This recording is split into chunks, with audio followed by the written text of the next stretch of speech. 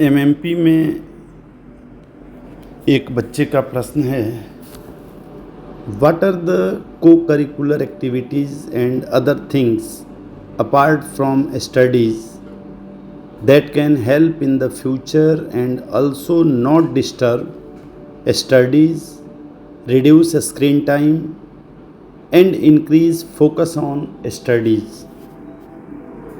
मतलब कि सर पढ़ाई के अलावा ऐसी कौन सी एक्टिविटीज़ है जो भविष्य में काम आए, पढ़ाई को नुकसान भी न पहुंचाए, मोबाइल का समय कम करे और फोकस भी बढ़ाए। देखो, ये प्रश्न थोड़ा यूनिक है और यूनिक इसलिए है क्योंकि अधिकतर बच्चे पूछते हैं कौन सा किताब पढ़ें, कितने घंटे पढ़ें, कौन सा चैप्टर पढ़ें, कौन सा चैप्टर ज़्यादा इम्पोर्टेंट है। लेकिन बहुत कम बच्चे यह पूछते हैं कि पढ़ाई के अलावा ऐसा क्या करें जिससे पढ़ाई और बेहतर हो जाए। तो ये एक अच्छा प्रश्न है, क्योंकि जीवन में केवल पढ़ाई ही सब कुछ नहीं है, लेकिन यह भी सच है कि जो चीज़ें पढ़ाई को सपोर्ट करती हैं वही आगे चलकर जीवन को भी सपोर्ट करती हैं। मैं तुम्हें एक छोटी सी बात बताता हूँ। मान लो किसी किसान के पास बहुत अच्छा बीज है लेकिन मिट्टी कमज़ोर है, तो क्या केवल अच्छे बीज से शानदार फसल आ जाएगी? नहीं। उसी तरह किताबें, नोट्स और क्लासेस बीज हैं, लेकिन तुम्हारा शरीर, तुम्हारी आदतें, तुम्हारा इन्वायरमेंट, तुम्हारा मन, ये मिट्टी है। अगर मिट्टी कमज़ोर है तो बीज अपनी पूरी क्षमता नहीं दिखा पाएगा। इसलिए अगर मुझे पढ़ाई के अलावा कुछ चीज़ें चुननी हों जो भविष्य में भी काम आए, मोबाइल भी कम करे और फोकस भी बढ़ाएं, तो मैं 5 चीज़ें चुनूंगा। सबसे पहली चीज़ हेल्थ। आजकल बहुत बच्चे अपने मार्क्स का ध्यान रखते हैं लेकिन अपने शरीर का नहीं। वे सोचते हैं कि बस किताब खुली रहे यही काफ़ी है, लेकिन सच यह है कि थका हुआ शरीर और बिखरा हुआ दिमाग लंबे समय तक पढ़ाई नहीं कर सकते। पानी कम पीना, देर रात तक जागना, जंक फूड खाना, पूरे दिन बैठे रहना, ये छोटी बातें लगती हैं लेकिन धीरे धीरे यही फोकस को कमज़ोर कर देती हैं। कई बार बच्चे कहते हैं, सर पढ़ने बैठता हूँ लेकिन मन नहीं लगता।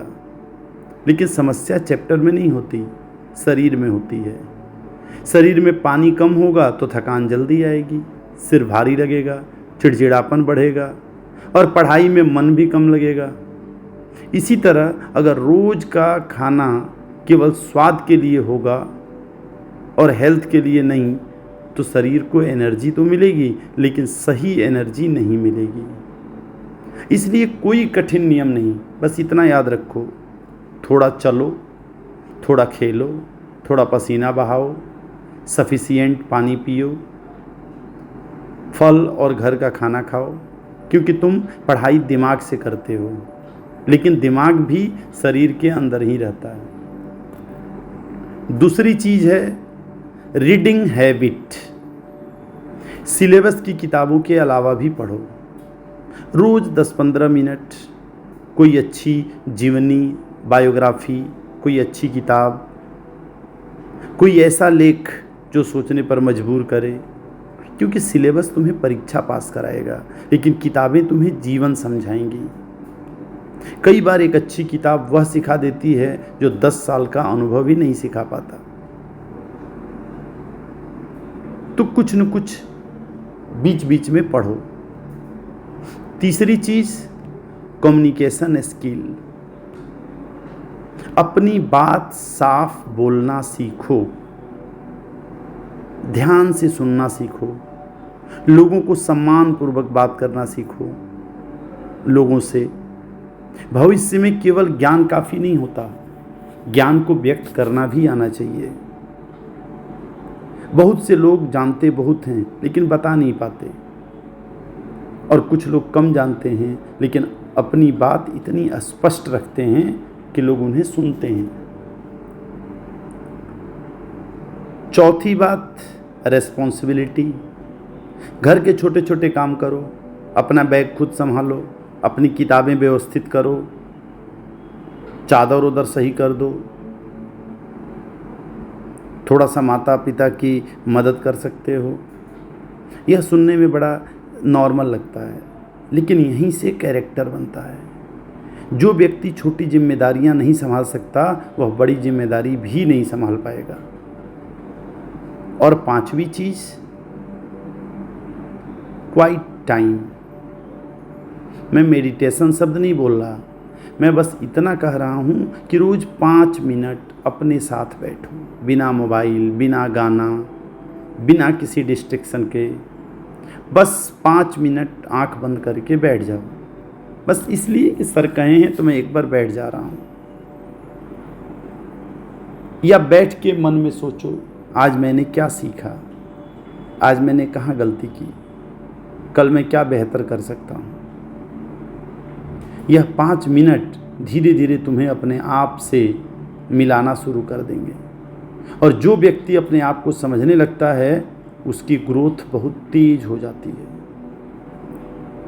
अब अगर तुम मुझसे पूछो कि मोबाइल कम कैसे होगा तो मेरा उत्तर थोड़ा अलग रहता है। मोबाइल को हटाने की कोशिश मत करो, उसकी जगह एक अच्छी आदत डालने की कोशिश करो। मैं बार बार कहता हूँ कि अंधेरा मत हटाओ, दिया जलाओ।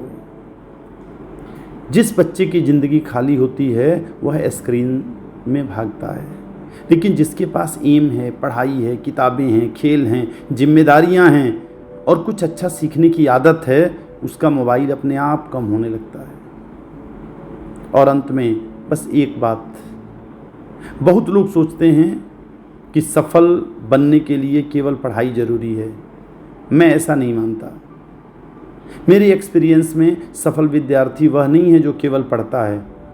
सफल विद्यार्थी वह है जो अपने शरीर का ध्यान रखता है, अपने मन का ध्यान रखता है, अपनी आदतों का ध्यान रखता है और पढ़ाई का भी ध्यान रखता है। याद रखो, एक मजबूत शरीर, एक शांत मन, अच्छी आदतें और रेगुलर स्टडी, इन 4 चीज़ों का मेल बहुत शक्तिशाली होता है। अगर तुम आज से केवल यही 4-5 बातें शुरू कर दो, थोड़ा हेल्थ, थोड़ी पढ़ाई के बाहर की नॉलेज, थोड़ा बेहतर कम्युनिकेशन, थोड़ी जिम्मेदारी और 2-4 मिनट अपने लिए समय, तो ये केवल तुम्हारे मार्क्स नहीं बढ़ाएंगी, ये तुम्हें एक बेहतर विद्यार्थी, एक बेहतर इंसान और भविष्य के लिए अधिक तैयार व्यक्ति बनाएंगी। और याद रखना, पढ़ाई जीवन का बहुत महत्वपूर्ण हिस्सा है, लेकिन पूरी ज़िंदगी नहीं है। ऐसा जीवन बनाओ जो पढ़ाई को मजबूत करे और फिर पढ़ाई तुम्हारे भविष्य को मजबूत कर देगी। धीरे चलो लेकिन रुको मत, क्योंकि भविष्य उन लोगों का होता है जो रोज़ थोड़ा थोड़ा बेहतर बनने की कोशिश करते हैं। जय हिंद।